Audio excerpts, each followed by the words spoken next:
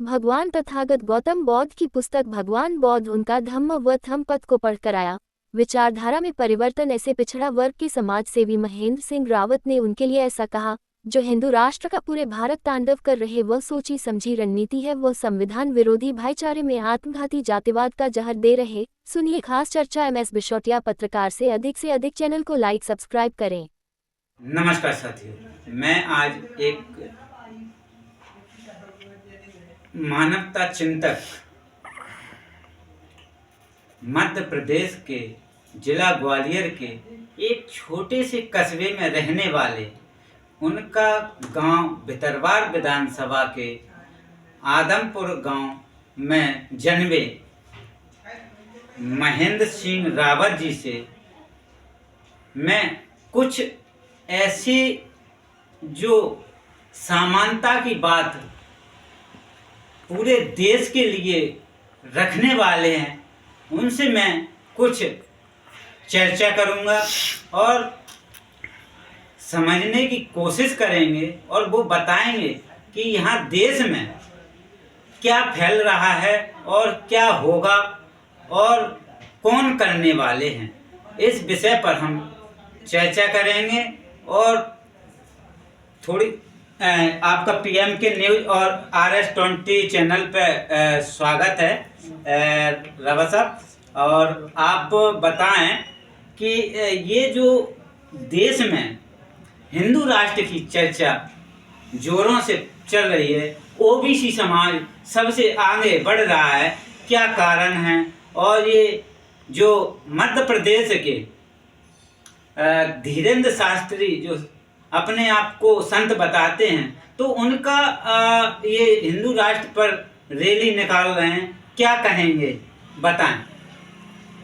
ये हिंदू राष्ट्र का जो सपना है, ये सपना मिथक है। हिंदू राष्ट्र के कारण ही भारत हजारों वर्षों से गुलाम रहा और आज है और रहेगा, क्योंकि भारत सत्य सनातन शास्त्रा धर्म का देश था और इस भारत से दुनिया में विश्व गुरु बना तो ये सत्य सनातन शास्त्रा तथागत गौतम बुद्ध के धर्म से ही बना। हिंदू शब्द अपने आप में एक घृणित शब्द है और इसी शब्द के कारण भारत हजारों वर्षों से गुलाम रहा और आज हिंदू राष्ट्र होने के कारण से इस संविधान की समता समानता स्वतंत्रता बंधुत्वता और न्याय खतरे में पड़ेगी। हिंदू राष्ट्र से संयुक्त राष्ट्र का जो मानव अधिकार विश्व पर लागू होता है, वो मानव अधिकार भारत पर लागू नहीं हो पाएगा, क्योंकि इसमें असमानता का व्यवहार है, जिसमें जाति वर्ण ऊंच नीच की भावना कूट कूट के भरी हुई है। अर्थात तो वर्ण ऊंची जाति ऊंची, ये जातंकवाद की कॉन्सेप्ट है।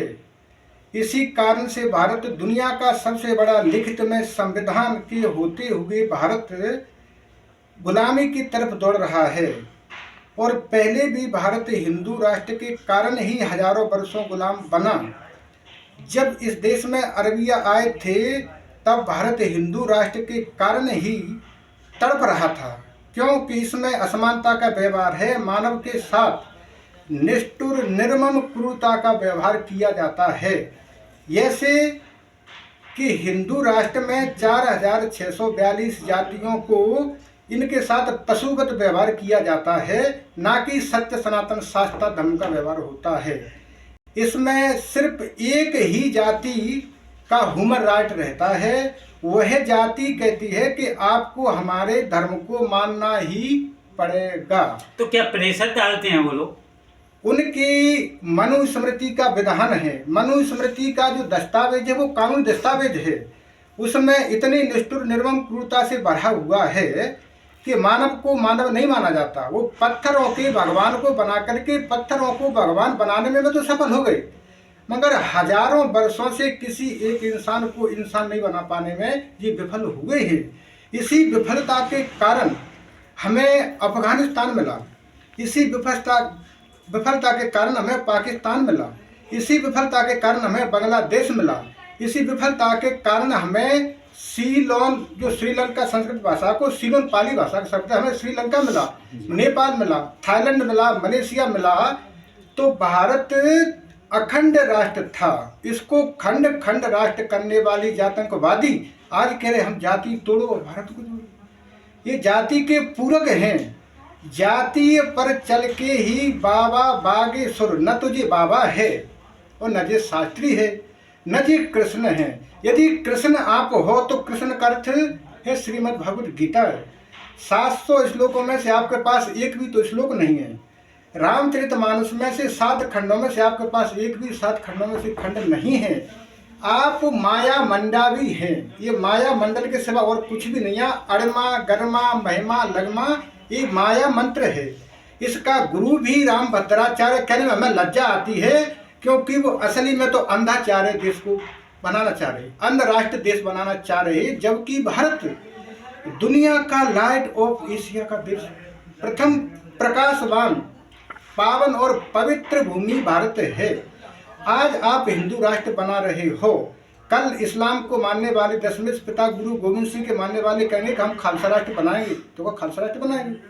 कल को बौद्ध के हमारा पूर्व बौद्ध राष्ट्र बनाएंगे, तो कल बौद्ध राष्ट्र बनेगा। कल को इस्लाम मानने वाले को कहे कि हम तो इस्लाम राष्ट्र बनाएंगे, क्योंकि हमारी भारत में आज़ादी में हिस्सेदारी उनकी ज़्यादा है, तो कल इस्लाम राष्ट्र बनेगा। परसों के दिन कृषि न कहे भाई कृषि राष्ट्र बनाओ, कल को हमारे आदिवासी लोग कहे भाई आदिवासी राष्ट्र बनाओ, ऐसे कैसे बनेगा? हिंदू राष्ट्र का टोटल अर्थ है कि ब्रह्म राक्षसी व्यवस्था को लागू करना, और हमारी ब्राह्मणों से 1% बुराई का लक्ष्य नहीं है, क्योंकि ब्राह्मण दुनिया में पूजनीय और वंदनीय है। ब्राह्मण अपने आप में शब्द बोलता है कि ब्राह्मण, यानी इसके मंदिर, उसके मन के मंदिर में अगर प्रकाश मणि है वो पूजनीय वंदनीय है। बाबा गोस्वामी तुलसीदास रामचरितमानस में लिख रहे हैं कि पुण्य एक हूँ और पुण्य नहीं दूजा, मन बच कर्म विप्र पद पूजा। हम विप्रों को पूजने वाले हैं। बाबा साहब मनसा वाचा कर्मणा, ऐसे विप्रों की हम पूजा वंदनीय है और हमें स्वीकार है। जो भी ब्राह्मणों का भारत में बहुत बड़ा योगदान है, हम इस योगदान को भुला नहीं पाएंगे। ब्राह्मण है, ब्राह्मण की कोई जाति नहीं होती, उसको परम विज्ञान ही ब्राह्मण हमारे पूजनीय वंदनीय रहे हैं और आगे भी रहेंगे। मगर ब्रह्म राक्षसी शक्तियाँ का जोर अलग दिखाई देता है, जिससे भारत में विघटन की स्थिति पैदा हो रही है, असमानता की स्थिति पैदा हो रही है, मानव मानव का दुश्मन बन रहा है। उनके हक हकूक अधिकारों को खाने वाले ये किस तरह से आप हिंदू राष्ट्र बनाएंगे? जब आरक्षण की बात आती है तो मोहन यादव जी रामद्रोही हो जाते हैं। आरक्षण की बात आती है तो मोहन यादव जी हिंदू विरोधी हो जाते हैं, राम विरोधी हो जाते हैं, सनातन विरोधी हो जाते हैं। यदि किसी के हक हकूकों को खाना, ये हिंदू राष्ट्र है। आज भारत में, मध्य प्रदेश में 27% दुनिया में आरक्षण लागू है ओबीसी के लिए, मगर यहाँ 14% है। ESW का 10% लागू है। अदरवाइज 50 की रोक लगी थी तो वो 60 होगा ESW के लिए, जबकि ओबीसी का हक 55% से उन्हें 14% है। यहाँ तो गणित भी फेल हो रहा है कि गणित को टोटल करोगे तो 55% संख्या उन लोगों की है, उन्हें 14% मिला है।